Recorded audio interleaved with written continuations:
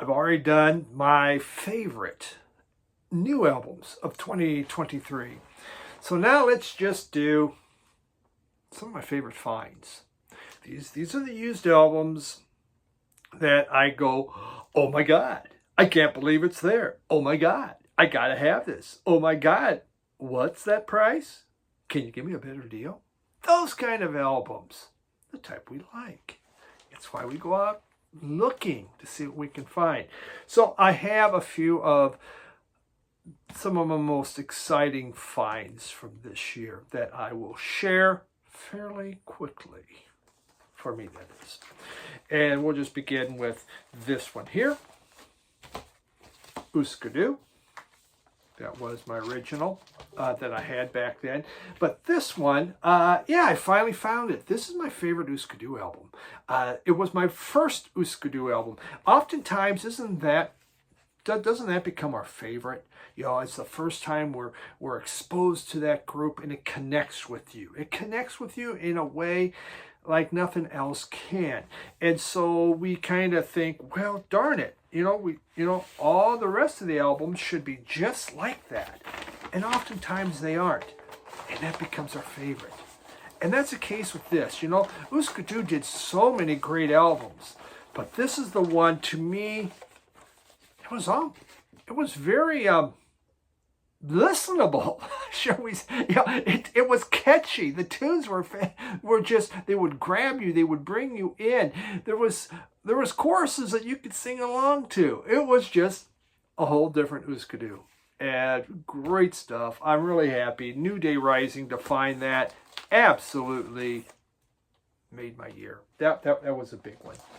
This was a nice one. And I was glad once again to pick it up, to find it.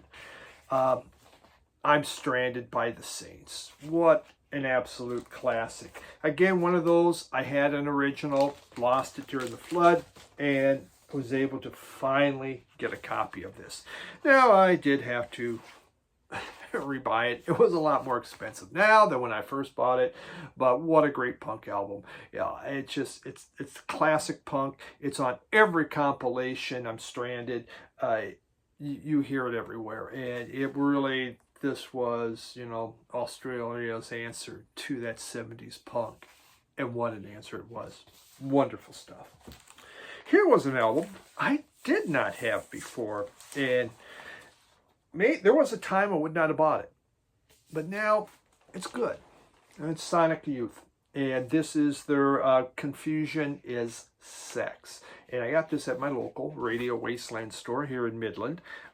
Very, exciting find to get, and it even has the lyrics. I mean, you could just see it's very do-it-yourself. This album's noisy. It's loud. It can be grating at times, but it's Sonic Youth coming out, really saying, here we are, we're making some noise, but we're also going to make some tunes. And they refined their sound as they went. It became more listenable for more people. This is a little harder listen. As I would not have bought this maybe 10, 15 years ago, but now I find it enjoyable, and I'm glad I found it. So yes, that was a great find. Confusion is Sex, an original by Sonic Youth. When I was at Noble Records, I found this, and this is from Keith Malehu. And the name of the album is Through Fire to Heaven. It pretty much looks like this went through fire to heaven. This is a very classic Zamrock album. And you could see, the cover is just beat to shreds. But it is a Zambian pressing. The vinyl, it's not great, but it's a rare album. And so I was excited to have him. He was a one-man band, Keith was. He played every instrument, and he put out 4 different albums. I think he died in 88. But he had one before this that was a real big classic. This thing, many people rank as his very best album. It is beat. It is absolute beat. But what's the chance of ever finding this? It is so rare. It goes for so much money. If you have one in really good condition, you know, it goes into the stratosphere. This is not in the best condition, but even at that condition, it'll still go for hundreds of dollars. I was so happy. Great to add to the Zamrock collection. Another one I found and was finally able to bring back into my collection that I used to have. And we're just trying to get it out of the bag. It's not always easy. Pearl Jam. And this is Pearl Jam 10. Again, one that I had back. And I did not buy this in vinyl when it came out because there was no vinyl to be bought where I lived. I couldn't buy vinyl. So, you know, it was in CD. But I had found one in West Virginia, of all places. And so this one, again, showed up, not at my Radio Wasteland, at some other store. And, you know, just such a classic album. I was just, you know, there it was, sitting on the wall saying, Steve, buy me now. Don't worry about the price, Steve. It doesn't matter. Just buy me.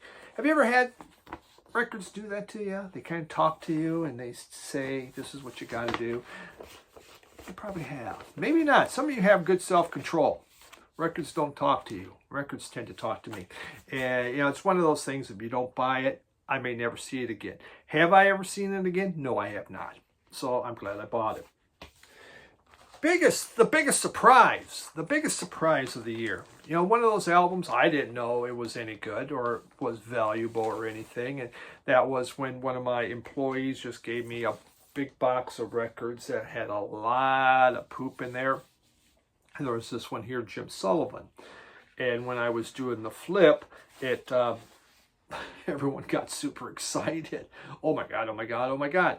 And it is a very rare album. This is, he made this, he died right after this album, walking out into the desert. But it's from the early 70s. Beautiful music. I had a repress. It came, I believe, from Vinyl Me Please. I liked it. It was okay, and that was from a few years back. I bought this. I spent more time listening to it, and I liked it better. Now, maybe because I got it and it didn't cost me anything. I don't know. Maybe that made things sound better. But as we get older, what we listen to does change. It changes a lot for some of us. There's some people, you get older, Beatles, it's still the Beatles. Rolling Stones, it's still the Rolling Stones. It doesn't matter. I tend to kind of morph and move in new directions with music. That's me. That's what I like. But this is really exciting. This is Jim Sullivan and his self-titled, and with this beautiful cover. So yeah, you never know what you're going to find. Then we move to this one, found at my local Radio Wasteland, Alice in Chains, and we have their Flies, Alice in Chains. Was it Flies in the Jar? This is a double vinyl. This is Jars of Flies and Sap. Jars of Flies and Sap. So you have both of them here. Again, a very hard to find, this particular one, and with 2 albums on there. Excited to get this. One of those things, once, you know, Jim at Radio Wasteland, at times something will just come in. It's like, are you kidding me? Wow. No kidding. I have been able to get some incredibly good albums there. Just, you know, phenomenal. And this is just one of those cases. Is it the cheapest thing in the world? No, it's not. Better, good deal? Yes, it was. Really fair price. I couldn't be happier. Great Alice in Chains. Nice to have that. Next one I bought at a local records show. I've recently had shown this story of how the person that had it was not going to bring it back, and I got a phenomenal deal on this. Milo Goes to College and the Descendants. For those of you into your punk, you know the importance of this album. That, you know, it really was a big part of the 80s punk movement. It's fast, it's loud, it goes extremely quick, but yet there's a lot of intelligence to it. And I think that's what makes it really nice with the Descendants. And Milo was, he was going to college. And so they made this album about that. Maybe not necessarily about that, but just kind of like the farewell. He did come back to the group. So this, yeah, I had a repress of it I bought because it is important to have it. I never had an original. So I'm super happy to get that. Really good. And the final one was, and I bought, it's almost a year old. Again, at my local store, Radio Wasteland, we had the Misfits Walk Among Us. This, one of those heavy hitter albums, very hard to find, very rare to get, one of those original pressings off Ruby. It has the inner sleeve, so it had everything. What do I know of the Misfits? I know the group. I could tell you one song they did. But, they're kind of, they're on that verge of the punk. Well, definitely punk. But there's more to it than that. Maybe a little goth in there. And so I just saw that and I go, that is so cool. It's just one of those albums. I know it's going to cost more. But it's just one of these important albums that I played and I did enjoy it. Do I enjoy it as much as, say, I would listen to Suicide? No. Or maybe, like the Waterboys, something like that? No. But did I enjoy it enough that I want to keep it? Yeah. And, it's just an important part of my collection now. I'm really happy it's even still in the shrink. I mean, what more could you ask for? Just in beautiful condition. Misfits Walk Among Us. Man, great. There's a lot of albums this year, an awful lot of albums that found in my travels as I went around to different record stores around the state of Michigan or in other states like down in North Carolina, over in Denver, wherever I was traveling, and so I found a lot of really great stuff. These here were kind of the oh my God albums that I found. There's a few others, but I don't want to take this forever. So, but ones I was super excited about. New Year starting up here in a few days. What's this year going to bring? Every year I say I'm going to kind of cut it back, cut it down. Then I looked at what I haven't even shown you yet. It's like I don't always do the best at that. Though I kind of limit what I show every week. Isn't like I show you a big pile of records, 6 or 7. That's it. I just tend to fall way behind. Some of those I haven't shown almost a year old now. Oh well, like you don't know, do ya? So, but great year. There was some phenomenal things I'm very excited about, very proud to have in my collection, and it makes me feel good when I look at them. Most of them I keep right up on the wall. Thanks everyone for watching.